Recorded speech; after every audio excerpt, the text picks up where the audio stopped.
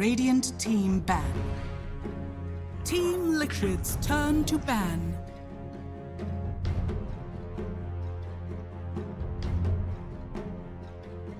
Radiant team ban.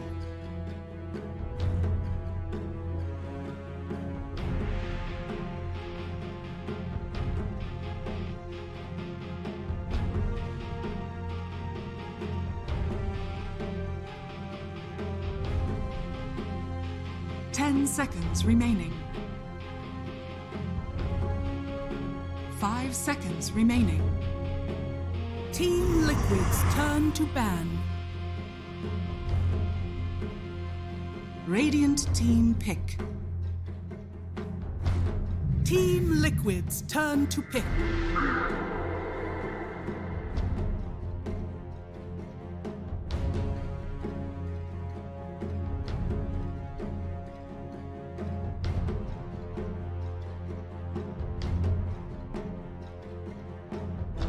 Seconds remaining.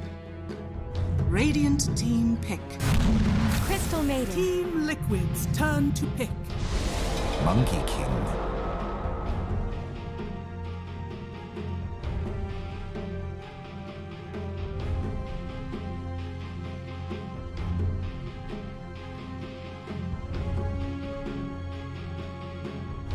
Seconds remaining. 5 seconds remaining. Radiant team ban. Puck!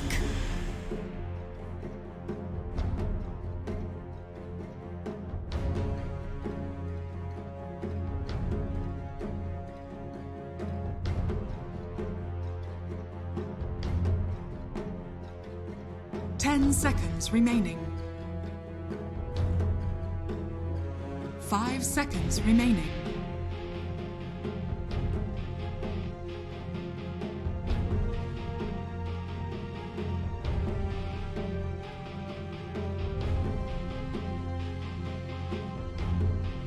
Team Liquid's turn to ban. Radiant team ban.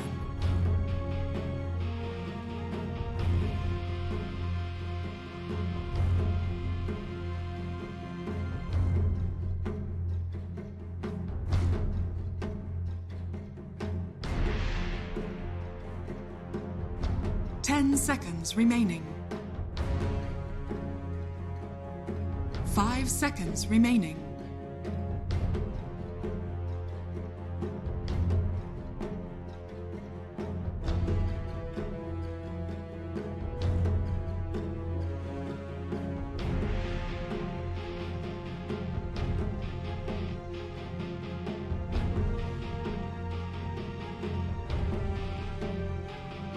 Team Liquid's turn to ban.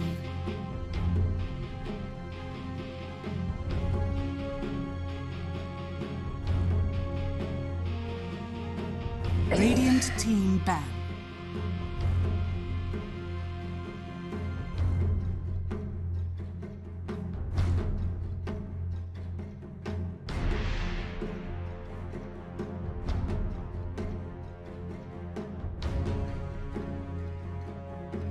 Seconds remaining.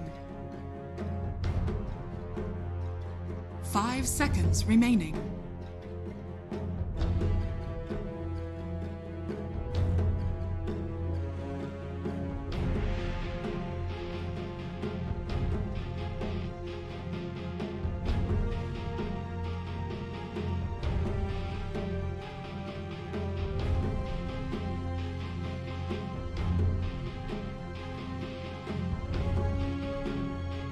Team Liquid's turn to ban.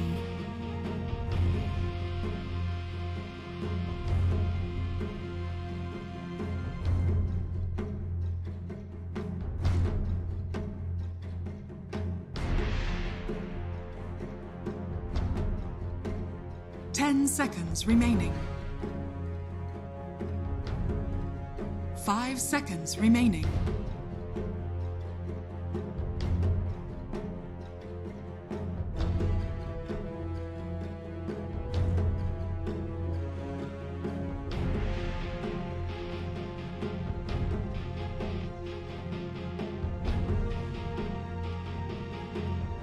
Team Liquid's turn to pick.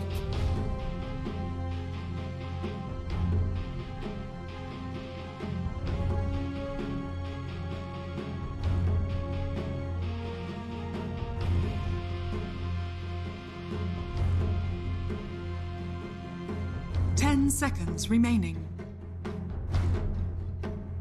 Radiant team pick.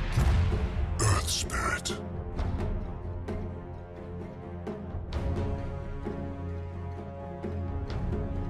Team Liquid's turn to pick. Dodojanan.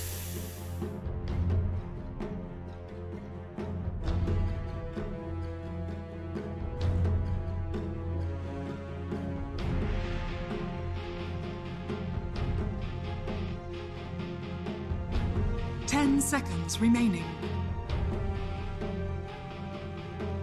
5 seconds remaining.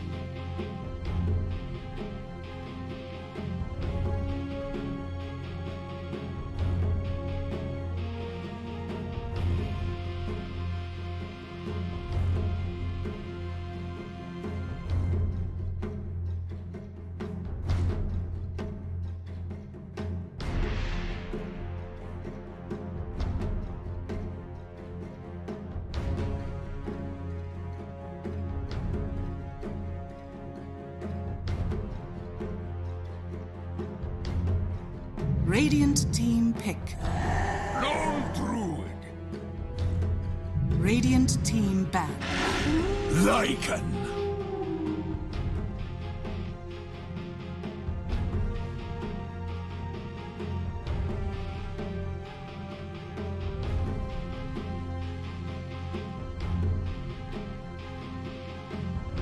Ten seconds remaining. 5 seconds remaining.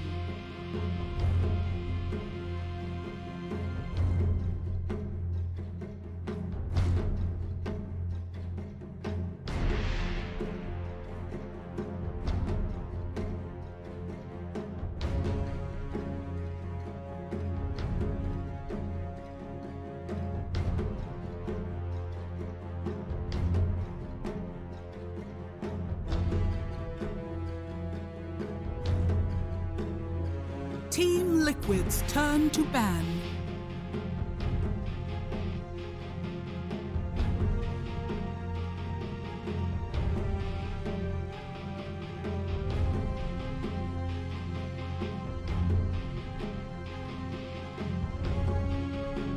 Ten seconds remaining. 5 seconds remaining.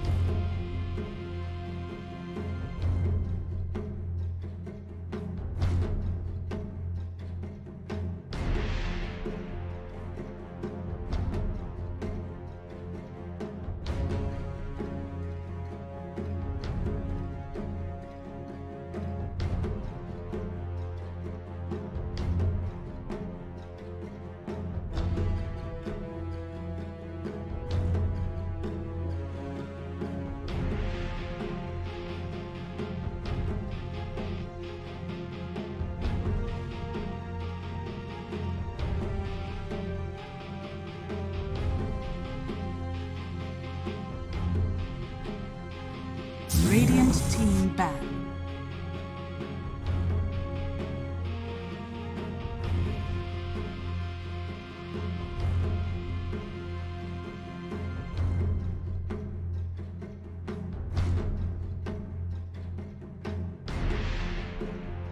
Ten seconds remaining. 5 seconds remaining.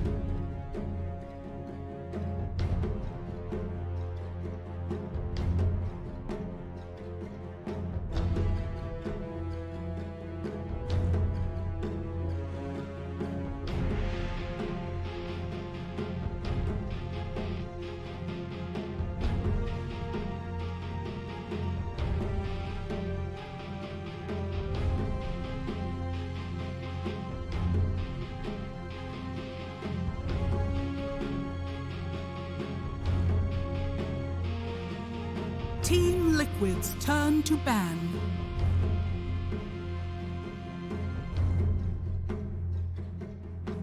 Radiant team pick.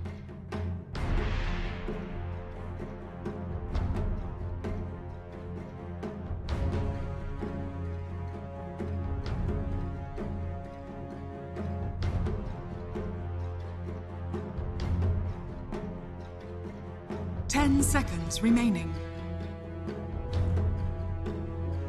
5 seconds remaining.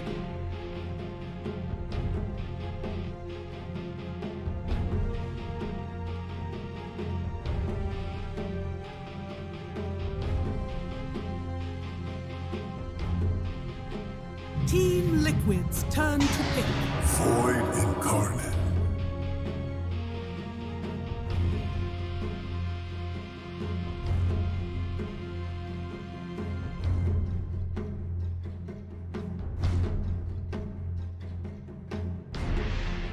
Ten seconds remaining.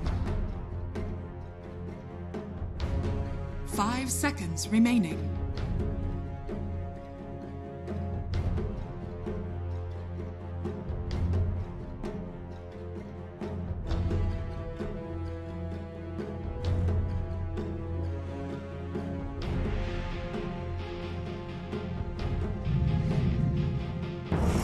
Points away. You may now select your heroes.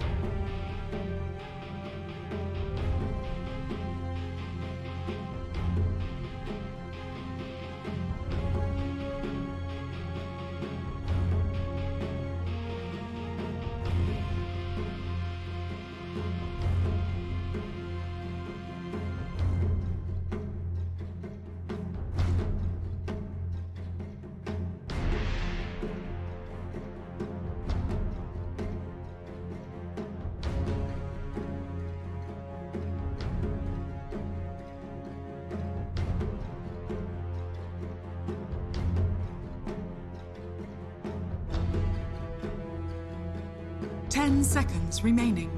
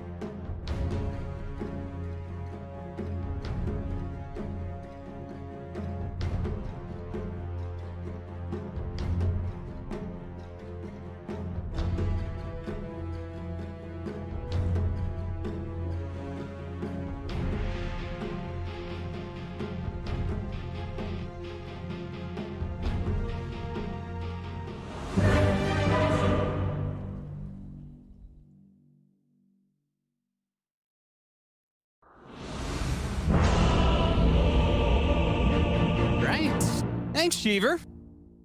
Brian, hello. Oh, God, you're so big. Compared next to you. You hear that a lot, I feel don't like you? this is the opposite than like real life, you know? That's true. Real life. BSJ is actually manly. That's why he never came to Europe. He didn't want to be seen in person. But he is a coward, stayed at home, and he's going to be here remote with us.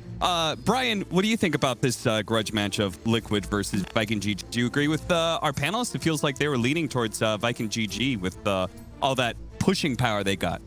I feel like whenever I analyze Team Liquid in the draft and the strategy, I'm always like, yeah, the enemy team's lineup looks easier to play. And I think this is definitely the case going into this game. But Liquid always, like, they're just the team that does everything, right? Like, we see them swap the 3 and the force farm. We see Mickey playing mid heroes. We see Koikfa playing the carry sometimes. So they're all over the place. And if there's anybody I have faith in, it's Koikfa playing Lone Druid, so I'll never count them out, even though I do like the simplicity of the Radiant lineup. Well, you like simplicity. What's simpler than getting the easiest Fear plus Coil combo? Got just the Coil from the puck, and the Lone Druid Bear runs up and just scares everybody into breaking the Coil. It seems pretty simple. Yeah, that's absolutely true. I honestly didn't even think about that going into the draft. They also have the Earth Spirit kick to knock you out of the coil. I'd say the main counter to puck is to actually just stand still and they're not going to allow you to do that. It's also nice against the Monkey King's ring, I assume. Like, it's another way to force him out of his own ultimate. Rather than trying to kill the Monkey King in the ultimate, another solution is just get him out of it. Yeah, no, I when I saw this duo, I was like, oh, that's a Liquid duo for sure. It's just normally it's Boxy playing the puck, but as you pointed out, this is Liquid has been playing around with a lot, which is switching their 3 and 4 position quite a bit, where we've seen Taiga in the previous patch actually taking more of the core role in that off lane. And Boxy has played mid a couple of times, but then the other thing is they're giving Mickey like these real playmaking. I'm not even sure if I can call them carries because it's like snap buyer. Here we're going to be puck pickup. It feels like this team is very comfortable at shifting whatever they feel is going to work for this. Yeah, maybe he's not going to do anything too crazy, but is there a chance we see like the phase shift attacks and a Desto or a Maelstrom coming up? What about the Witch's Blade? Oh, yes, that's true. The Witch's Blade too, yeah. I just think they do, even though they have the Pango with the last pick, which was a nice pickup in order to clean up a lot of the summons, I think it's not necessarily reliably enough when you get to like the 25-30 minute mark in the game. Okay, so it looks like we're going to be doing a lot of lane swaps. What is it that Liquid wanted to avoid here? Because they stuck with the puck mid, I'm assuming just because they want the levels on him rather than the Druid going mid. But what about these side lanes? I think it's the Pango versus the Lycan matchup they wanted. I think they were trying to dodge Pango versus Monkey King because Pango loves fighting against the Wolves because the Wolves are only strong against magic damage. Swashbuckle is physical, while on the other hand, Monkey King is quite happy to play against any melee hero. And he wouldn't be happy playing cannot. up against the lone Druid, right? Like it's just a bear being in his face all the time, not able to get the Jingo. We're seeing some fighting up here in the top lane, a little bit back and forth between the ports who are trying to deal with the Wolves and get them out of here. Good job by Viking GG. Toby controls it pretty well, and they actually deny both. Yeah, it looks like Viking GG is going to get the lanes that they want, but honestly, I don't think these lanes are too bad. Boxy's going to pay the price a little bit, but as you see, there's always an answer in the off lane. Taiga's just going to drag his creeps all the way back to the tier 3. The dire pull. You can't go between the tier 1 and tier 2. You got to go all the way back between the tier 2 and tier 3. Fortunately, Celery's got enough space that he could just follow and basically have a CS battle. Which see how mid's going. 10-1 for Mickey compared to 11-1 for Boom. Boom has been super impressive this entire quarantine season as a mid laner for Viking GG. I feel like he has been so integral to their success. Yeah, I remember him being the guy that revealed how broken Quap was last year or so. I definitely will not forget the impact he had in that tournament. They took the game off a secret off the back of his performance, and I love this Void Spirit versus Puck matchup because both heroes build to kill each other, and it's all about execution. It's all about who catches each other with their pants down later on. And I've seen people willingly pick Puck into Void Spirit. I see people willingly pick Void Spirit into Puck. And it's just a fun match.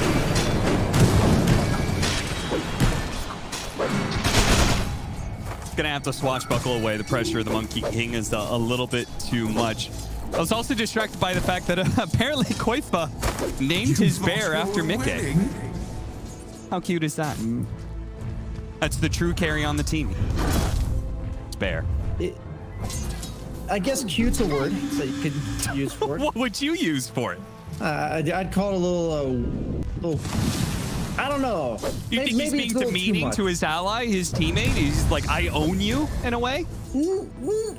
Yeah, you can twist it that way. I like that. I like that. Wasn't what I was going for, but that's definitely better than anything I would come up with.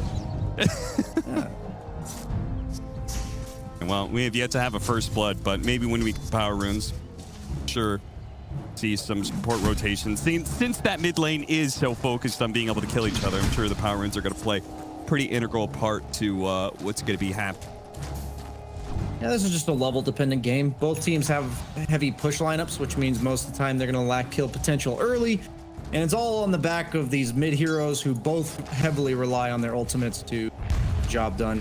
So I'm sure the pace of this game is going to ramp up pretty damn quick, but definitely an expected slow but sure start.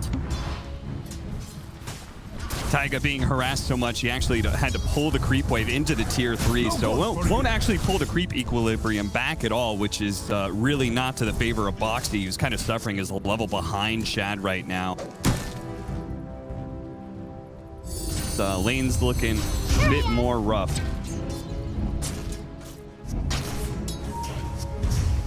Yeah, well, it seems like Lycan is just fine. They're actually going to bring the Crystal Maiden down to the bottom lane. The Lone Druid isn't necessarily needed anymore. They get a nice roll onto Shad here. Shad trying to get those Jingu stacks up. Does manage to get it. It's going to be frostbitten. Turns around. Throws that. They use the glyph to be able to stop any life steal to come out. Now they're going to body block Celery up. He does have his tether, but the creep wave is not there in time. What a great setup from Liquid, and the glyph usage was just beautiful there as well. Back over to the mid lane, though. The support showing bottom lane means mid is free for Aramis to be able to rotate on. Yeah, that fort, that just made me so excited, man. That was a really nice return move. Taiga TP's in. Wow, okay.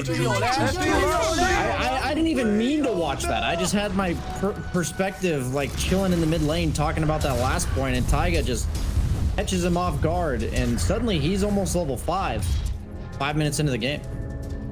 And they're just going to hover around this mid lane and beg Mickey for bottle charges so they can potentially go again here. But Aramis. He also got urn charges there. Yeah. He just got his urn. That's even more important. Yeah, he actually used one of the urn charges. I think he healed the puck in lane and then used offensively on the Void Spirit and then just got 2 of those charges back. It's pretty sick for Taiga.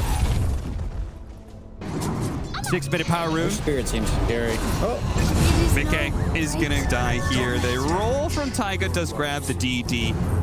If no shackle.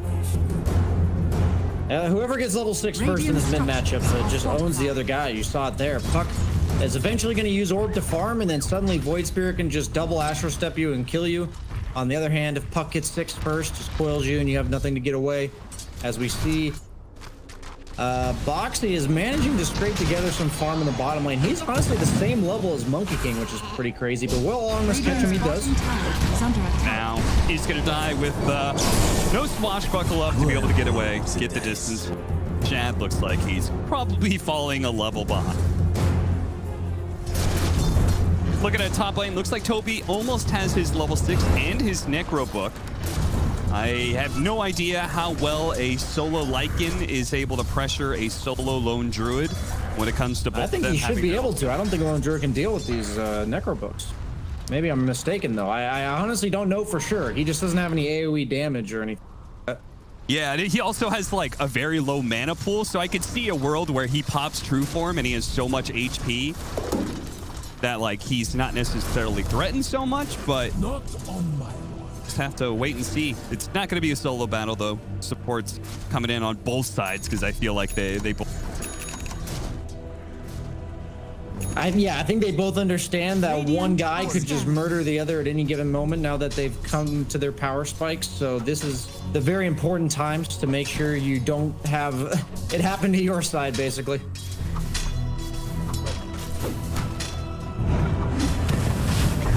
Feels like he's needed a bottom lane to be able to get enough damage to kill Shad here. They don't actually get a disarm. They're still not getting a disarm. Shad, he's walking away, managed to get the Jingu up, and he doesn't have enough though. Thanks to the Crystal Maiden coming in, they are going to be able to kill him. Celery's going to go down as well, and they're even going to try and catch Aramis here. The roll-in is going to be able to stop the shackles. Boxy has a little bit of HP to burn thanks to the magic wands, and he will be able to get 3 kills in that bottom lane as a result. Force the rotation from Spike and GG and still win the fight. Liquid feels like they finally kind of broke the laning phase. It was going tit for tat for so long. Yeah, these are the moments where I get reminded on Monkey King that sometimes you're just never supposed to use your stun. I know for a fact that Liquid just saw him use his stun. It was like, get him, guys. Yeah. And they just all went on him. And that was a moment where I was like, oh, is he going to stun them and kill them all? And instead, it's on cooldown for another 5 seconds. And it's just not a coincidence. They know exactly what it takes for Monkey King to stand his ground and turn the engagement. But as Liquid looking to get even more done now that Pango has hit 6 and both supports are 6. 9 minutes in. They're they're going to run right into Boom, and Boom in turn runs into them with the Astral Step. Gets a good amount of damage. Is going to be rolled on though. Has another Astral Step to go, but Boxy's going to join him here and pop the Rolling Thunder. Not going to be able to go for the Void Spirit. He saved that Astral Step for an escape mechanism. Celery though is free food, and they're going to try and chase him for more because Mickey's actually going to meet them with this fight in the jungle. He pushed into mid lane, cut over, and get a kill on Aramis as well. 3-8 as now Liquid begin to extend a bit of a net worth. Queuing up the Witchblade on Puck.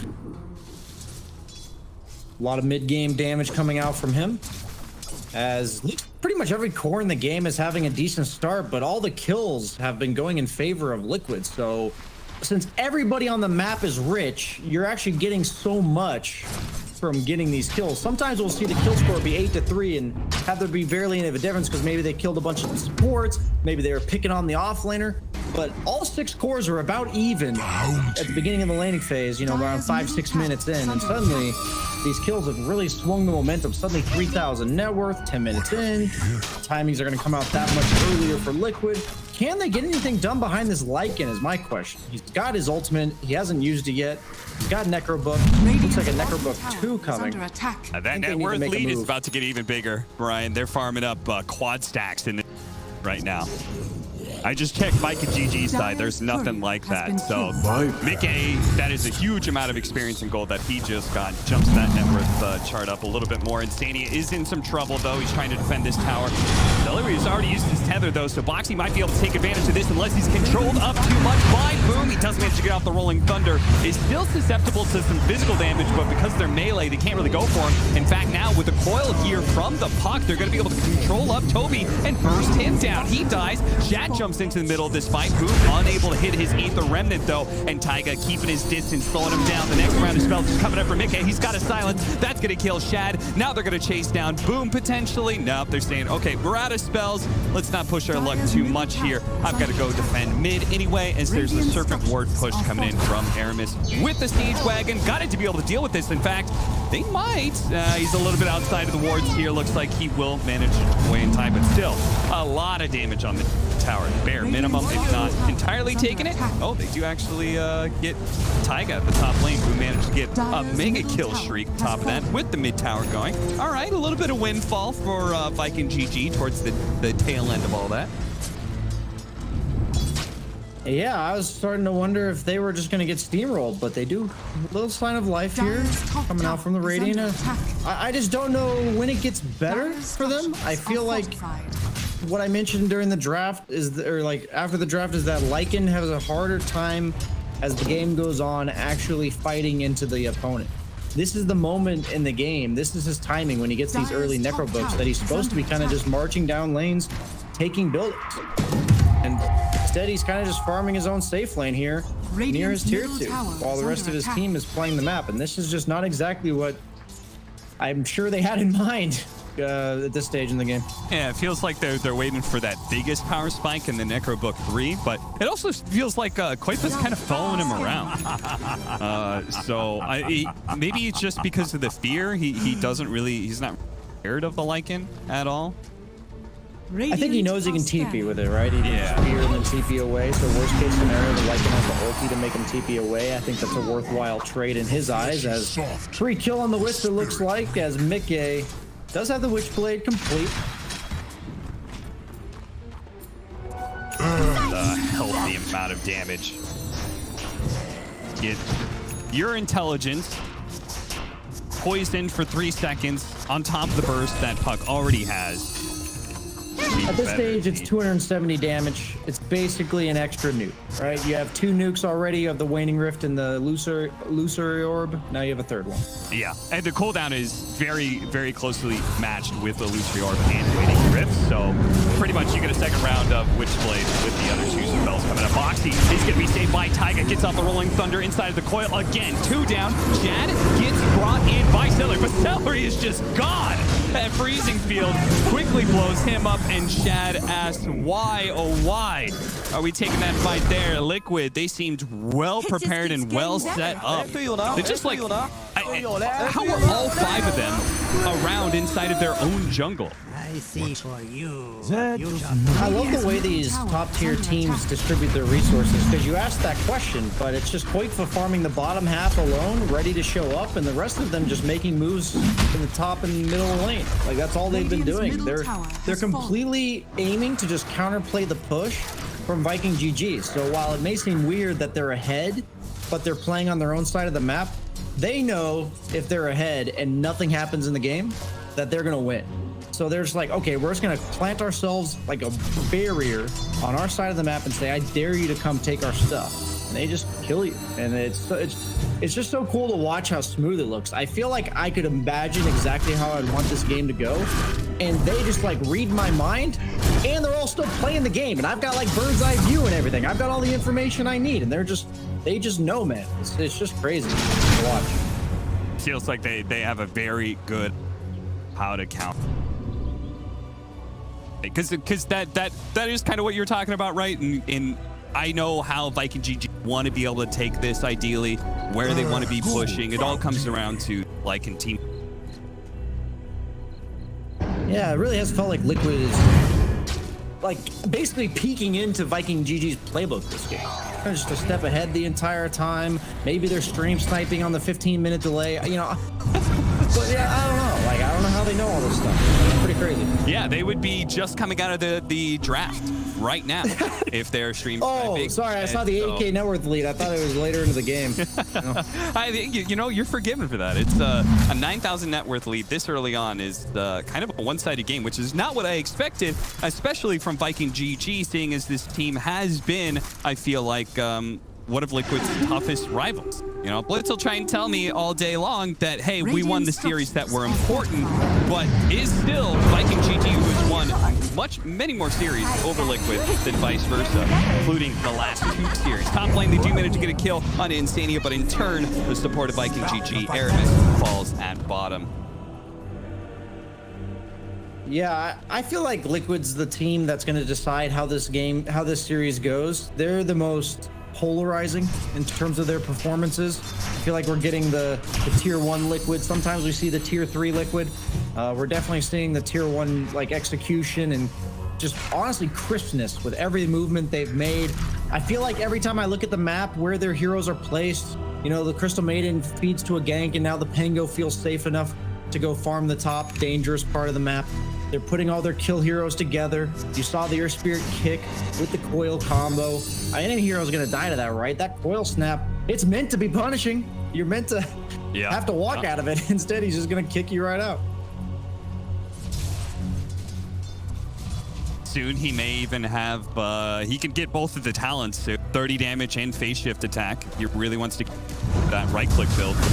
I think is a good idea, especially against this Lycan. You've got so many targets out there. They're going to get the initiation on the Lycan before he can get off the shapeshift. Beautiful entrance there. Looks like Taiga may be pulled back, but they're going to blow a lot of spells from a distance just to bring Taiga down to half. So they are looking at this. Good setup. And it looks like to me, Liquid, off of killing Cell over here for the relocate back, are probably going to take this tier 2 and take the outpost before 20 minutes, which is, again, another sign of how one-sided this game is. Radiant's bottom tower. So I know you play some like melee 4s and stuff that may build this item, but in general, how does it feel to play this patch as the guy that doesn't build Orb of Corrosion? I feel like that item is so broken. I would kind of tend to agree with that, yeah. I think the nerf was a little well placed. Oh, the roll in almost caught Chad before he jumped out, but Chad was able to get away in time. Quickly kills Insania. Now with the shackles on to Boxy, they're going to be able to bring him down. Toby is looking for more, and he's going to find it too. Koikfa managed to get the fear off on some of the heroes, but with his tanky true form, Toby gives up on that kill. Shad's going to try and protect everybody with this Wukong's command, but Liquid, they're just going to wait on the outside of it. Mickey preventing them from being able to head back to the base. Taiga rolling in, but maybe a little bit too soon. No, perfect for Mickey, though, to come in and clean up all these kills. Even if it costs Taiga his life, it's only going to be Shad who gets away. Inevitably, it is a 3 for 4 because Insania did die in that team fight to the favor of Liquid. He does end up taking the 30 damage in the phase shift attacks. The AoE damage already showing itself to help clear the Lycan summons. I feel like that's kind of the final straw. I feel like they deal with most of Viking GG's lineup just kind of like with their heroes kits already. And now the puck has kind of just sealed the deal, I think. Yeah, maybe it would be a different story if we were talking about a Monkey King who is building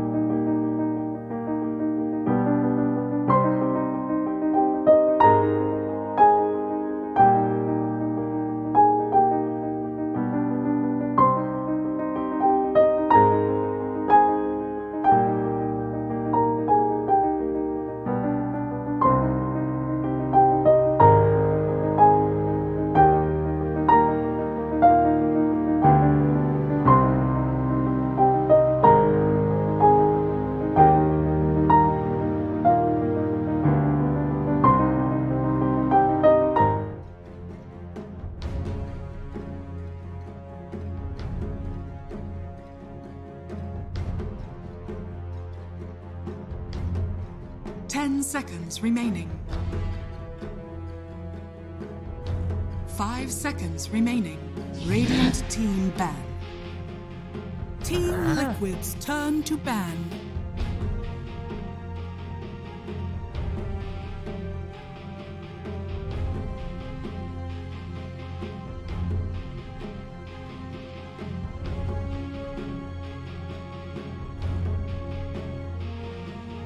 Seconds remaining.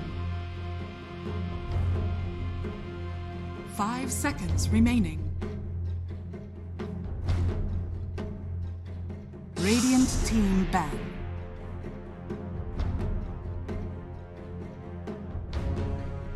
Team Liquid's turn to pick. The next label play. The next label play. The next label play. The next label. The next label play. The next label. The next label play. The next label play.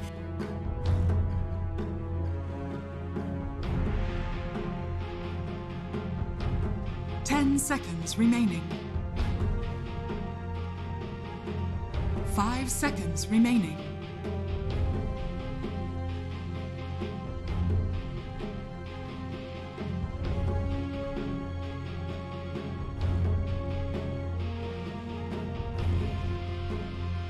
Radiant team pick.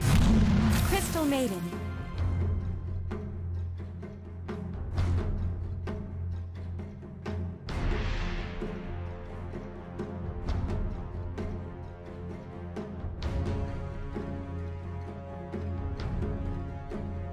Seconds remaining. 5 seconds remaining. Team Liquid's turn to pick. Oracle.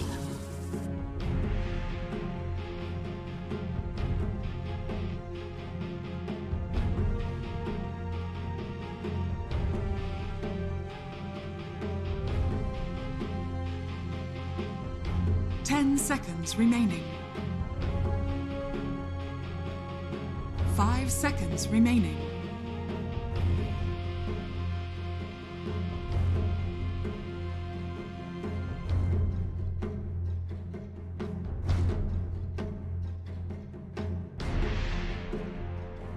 Radiant team pick. Puck.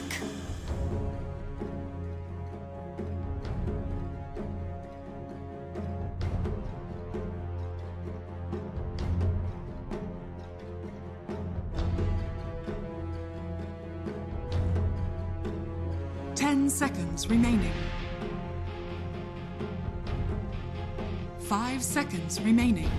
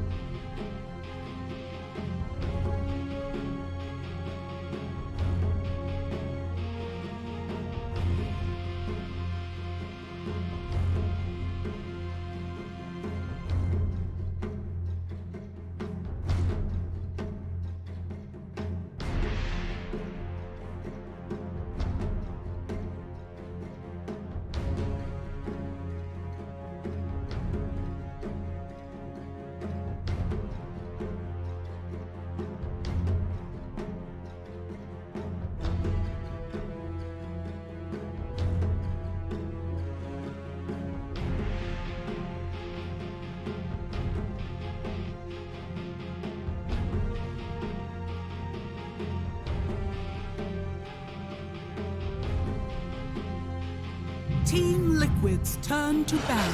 Beastmaster.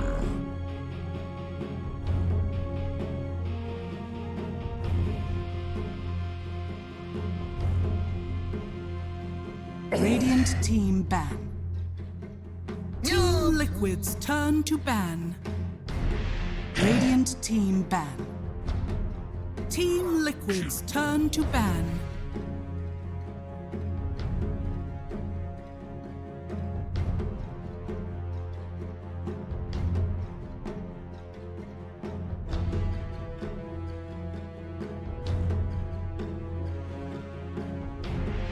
Seconds remaining. Radiant team ban.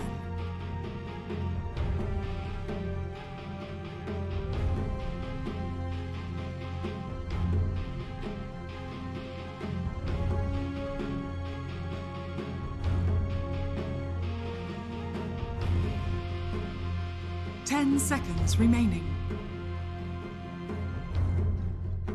5 seconds remaining.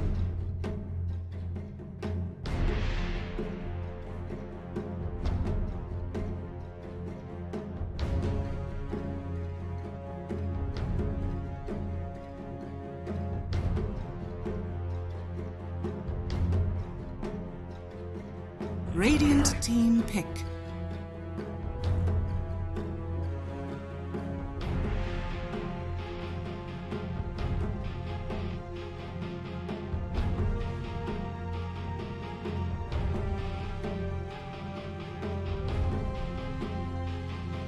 Seconds remaining.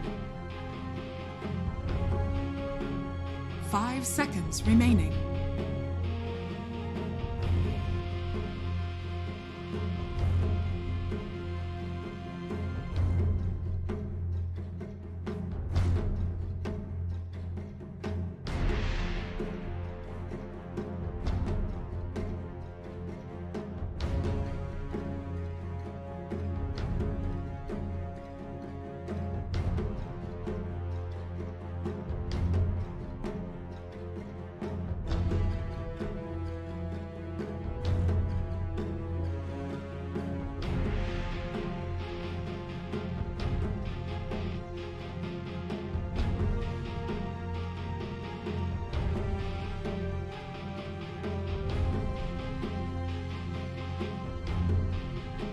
Team Liquid's turn to pick. Bounty Hunter.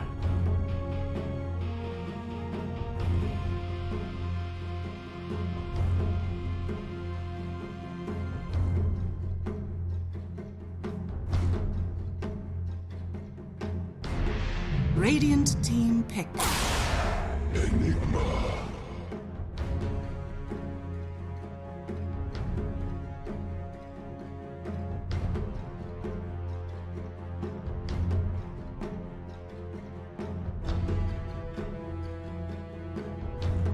Seconds remaining. 5 seconds remaining.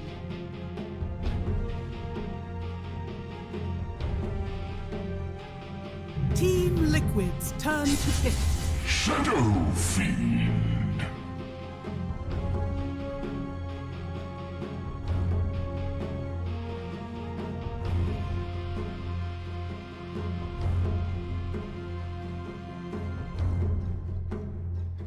Seconds remaining.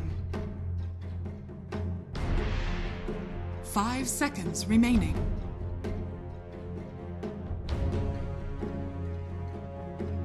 Team Liquid's turn to ban. Lone Druid.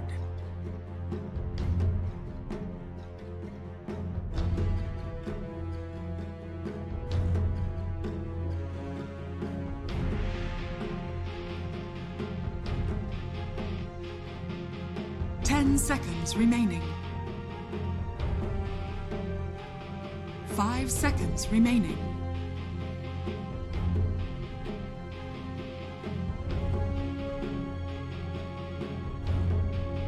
Radiant team ban.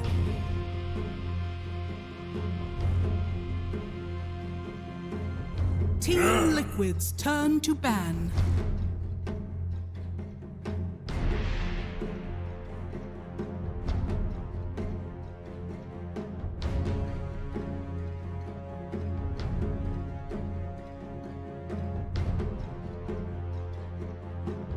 Seconds remaining. 5 seconds Radiant remaining. Team ban.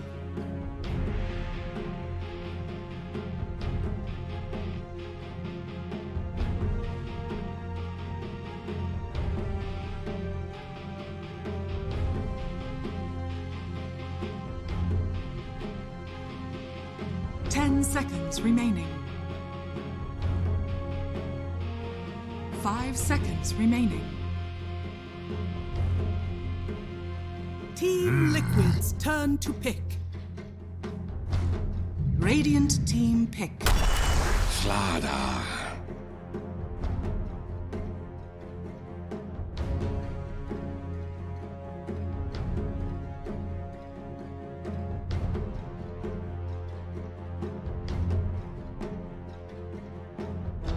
10 seconds remaining.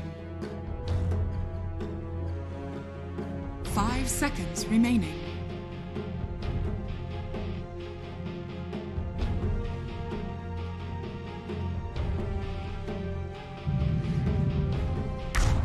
Riki. Choose your hero.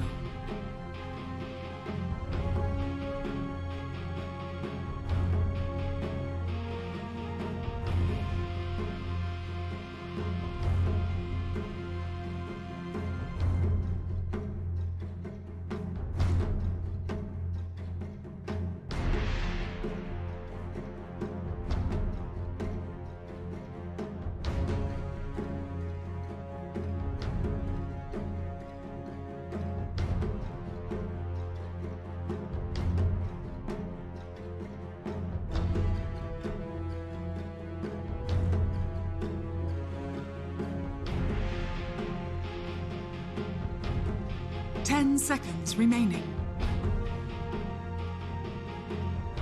5 seconds remaining.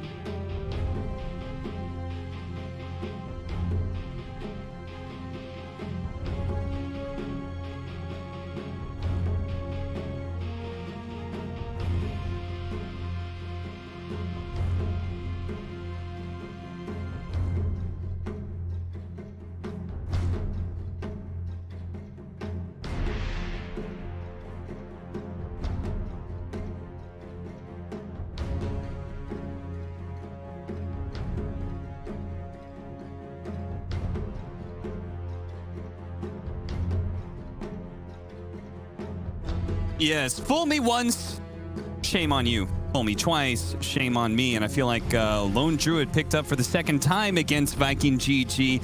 Brian, can they deal with this Lone Druid this time around? I'm not too optimistic. If we're talking about, hey, they walk up to your buildings and they hit them, what exactly is Viking GG's plan other than killing them over and over again? That's pretty much all they got. Their wave clear is quite lackluster.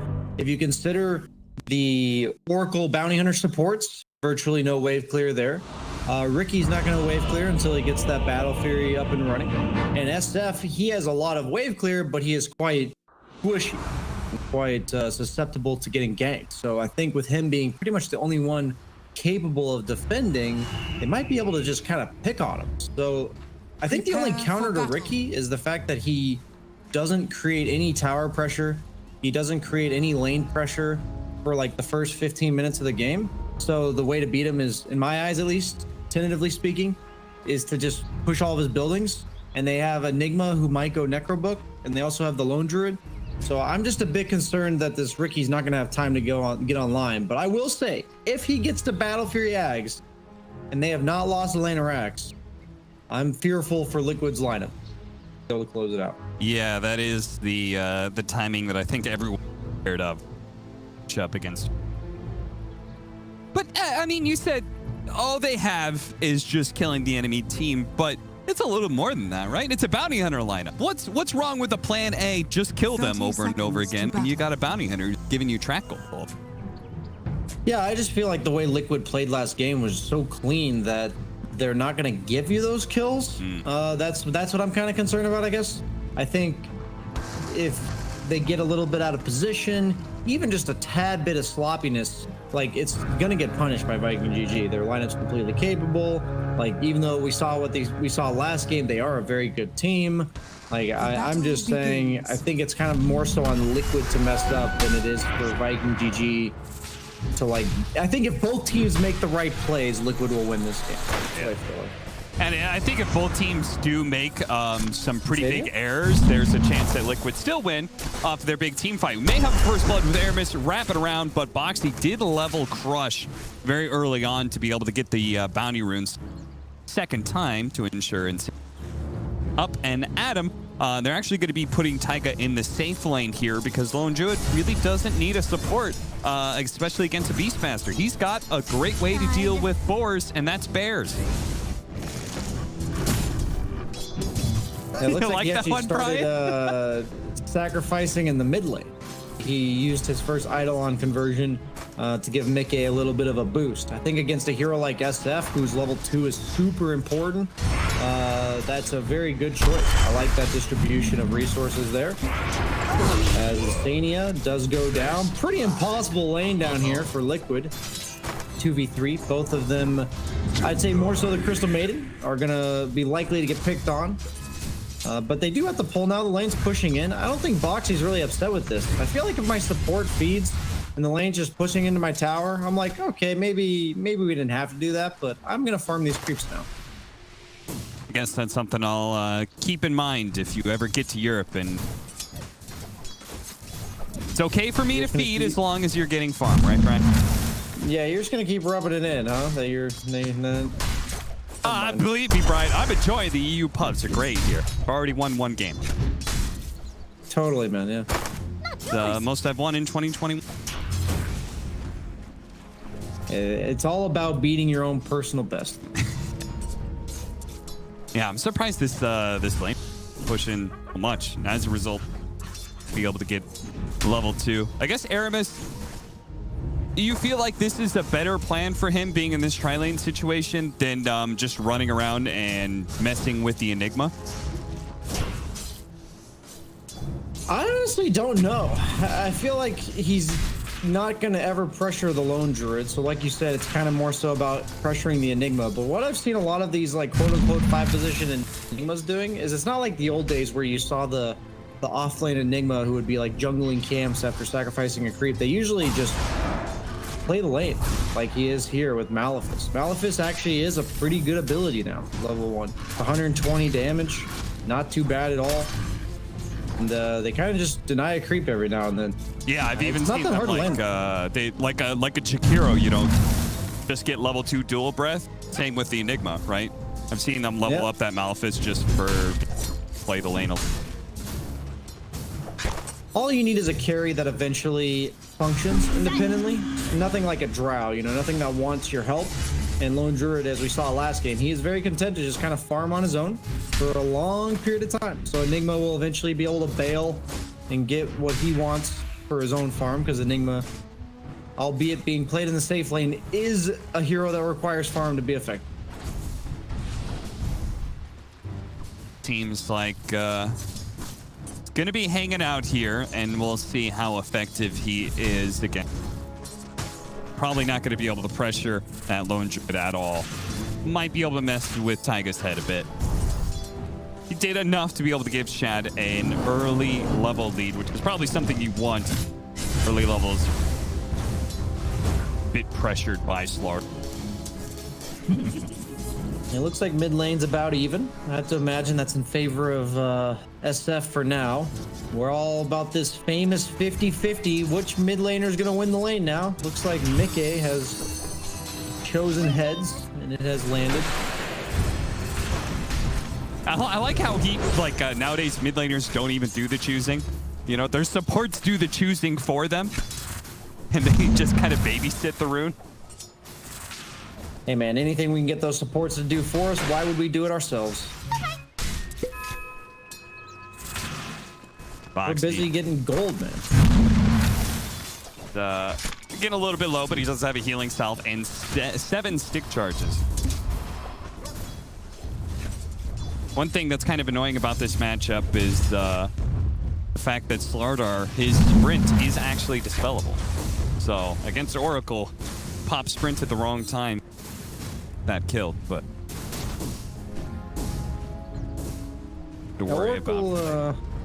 It's weird. I feel like Oracle's really good against Slardar if his carry offers a lot of damage in the lane, like a troll or something like that.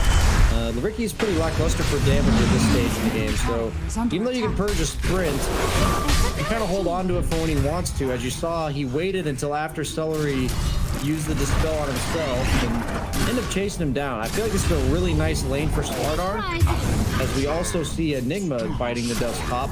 And a 1-for-1 trade.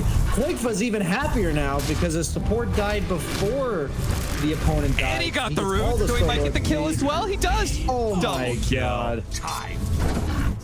That was great. They tried to punish Taiga for moving forward and using his Eidolons to kill one of the fours.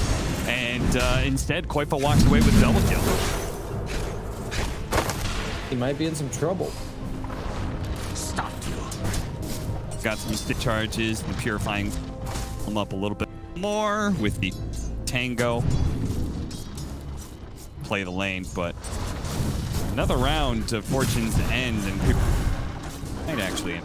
And that's really, I'm saying that hopefully for Viking GG's chances, just because I feel like that other side lane's not going so hot. So we kind of want this one to win. Mid's going fine, though. It's an even trade-off, 46-2 versus 45-4.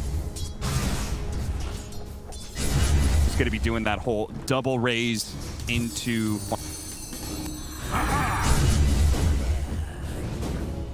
There's no way he wants to contest the lane. Mickey has that bottled DD. Is he going to try to get something done with it? I think he's moseying towards the jungle. That's twice as much damage on creeps, my friend. He's not popping it, though, so a little bit more disciplined than I. He's going to save it where he actually... Nice thing about Boom is he doesn't have to worry about supports rotating on him, right? They got a Crystal Maiden and an Enigma. So it's not like he's going to be found while he's doing all this junk.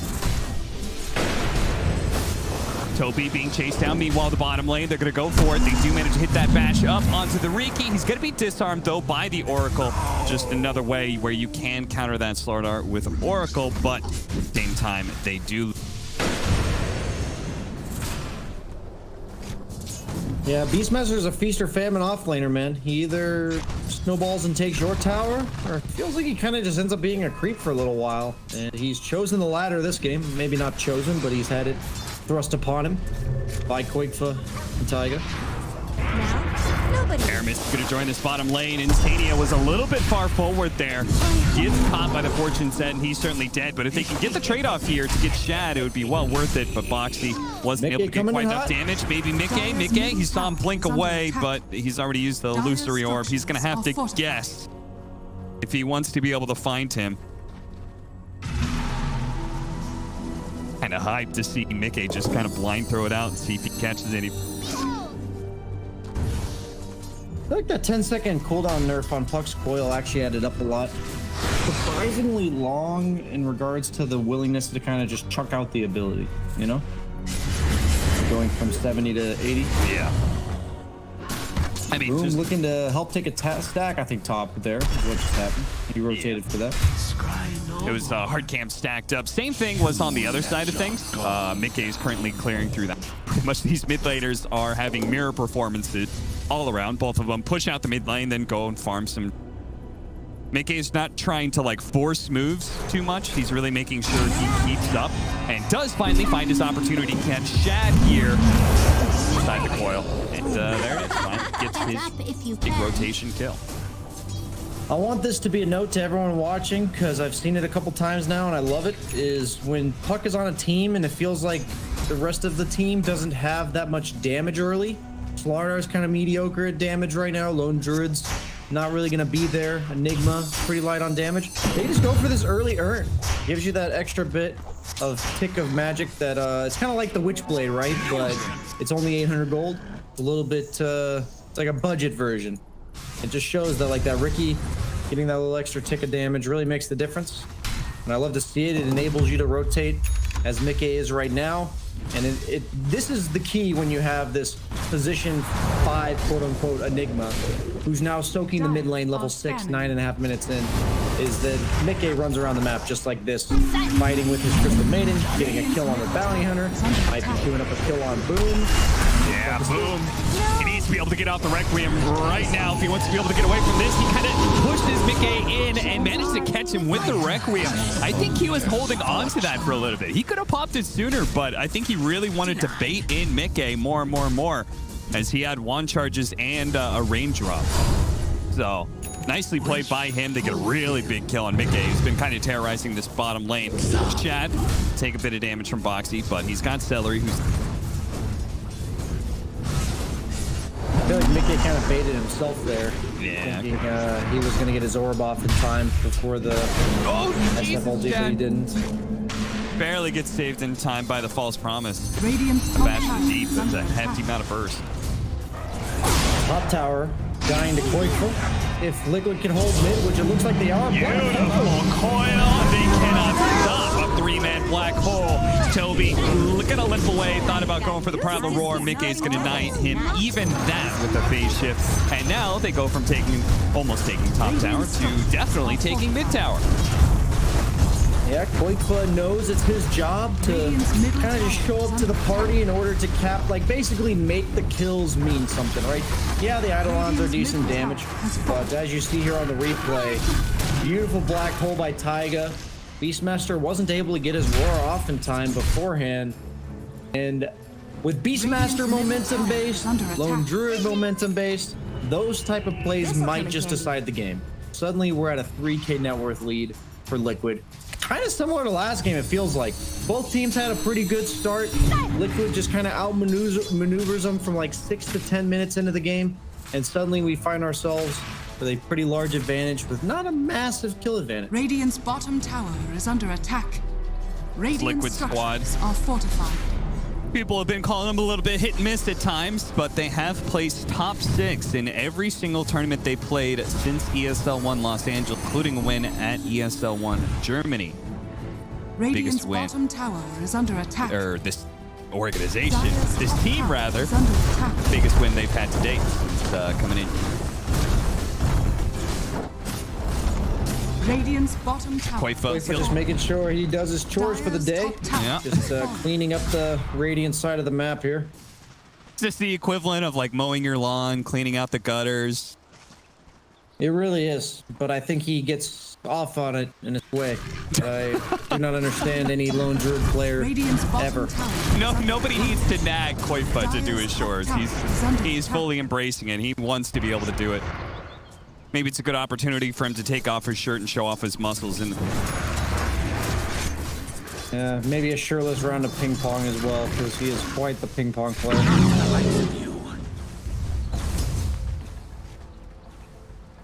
Looks like Boxy might be rushing a blink, maybe? He's got 1,500 gold saved up. Hasn't queued anything up just yet, though. We're getting coming going. in, Beastmaster. Takes a while to be able to get into that outpost, but he finally arrives and does manage to kill the Crystal Maiden with a Primal Roar. Does mean they have nothing left in the tank to be able to kill Koikfa, and if anything, Koikfa could be killing Aramis here with Boxy coming into the other side. Seller is going to make sure he's not going to die so easily, though. Gets off his ultimate, heals him up a little bit, but now it's Seller who's going to be in trouble as the Bear finally does get the ensnare. Needs the rest of Liquid filtering in. Viking G quick to retreat, which means they've got 2 cores in their safe lane. Brian, I know you don't like this. It's something about, what is dead lane? Is that what I would more highlight that one team has 2 cores farming the dead lane, and the other team's got a position for Enigma farming the dead lane, all by his lonesome, getting all the money he could ever want. And that's not the map orientation that you want to have.